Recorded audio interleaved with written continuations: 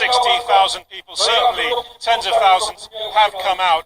What they're so angry about is what they say is the unilateral imposition by the government of these new performance-based salary systems for about 120 public institutions and companies. They say that these are being imposed without any proper negotiation with the unions, and that they will potentially see wages undermined, see job security undermined, other benefits as well. The government says this is all part of a plan really to try and deregulate South Korea's labour system. They say that productivity is too low, that efficiencies are too low, it's too hard to hire and fire people, and within the public service they're trying to roll these changes out. Now, we've spoken to some people here. They say that the problem is there is no real definition of what the real performance criteria will be. It'll be too much up to the individual bosses to decide. And with things such as public transport, and there is the first major strike going on both with the rail and the subway system for 22 years at the moment, for public transport, such a safety critical issue, that there could be safety implications as well. Philippine President Rodrigo Duterte is on a two-day visit to Vietnam, where he's aiming to bolster his campaign against drugs. Duterte says he'll work with Vietnam and other countries in the region to clamp down on drug smugglers and users.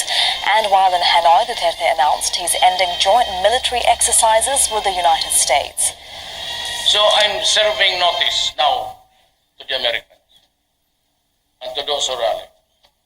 I will maintain the military alliance because there is an RPU pact which our country signed in the early 50s. But I will establish new alliances for trade and commerce. And you are scheduled to hold war games again, which China does not want. I would serve notice to you now that this will be the last military exercise. Jointly, Philippines, US, the last one. Now, student protests are continuing at campuses across South Africa over a proposed fee increase. The University of the Witwatersrand in Johannesburg shut down last week after large protests. Students are now voting on whether the institution should reopen. They've been demonstrating against the government's decision to allow universities to increase tuition fees by 8%.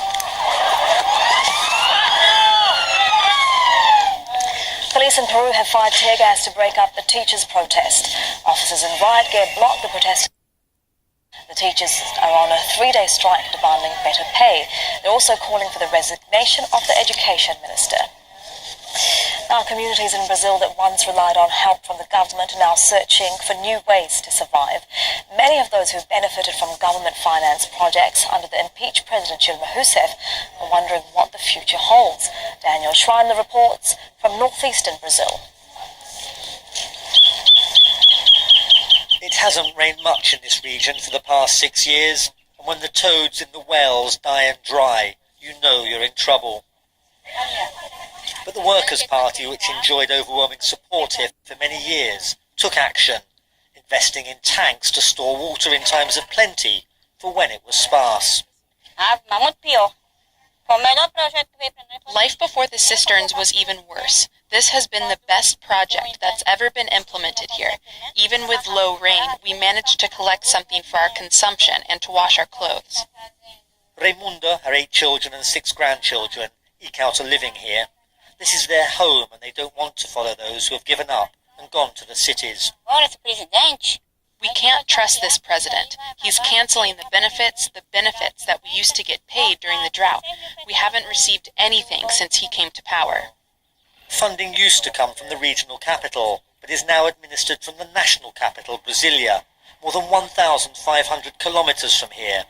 Sao Paulo, the financial centre, is even further away.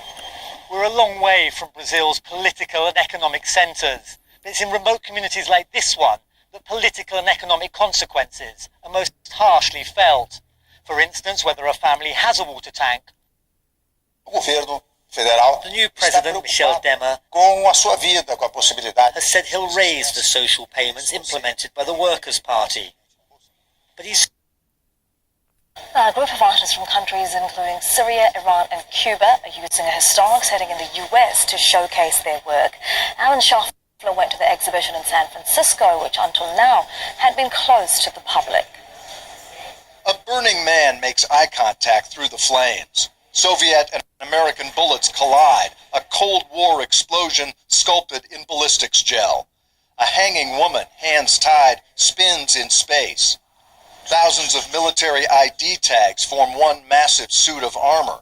Chainmail missiles hang in a chapel.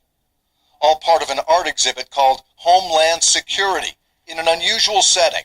It's called the Presidio on the bluffs above the Golden Gate, the opening of San Francisco Bay, long guarded by coastal gun batteries.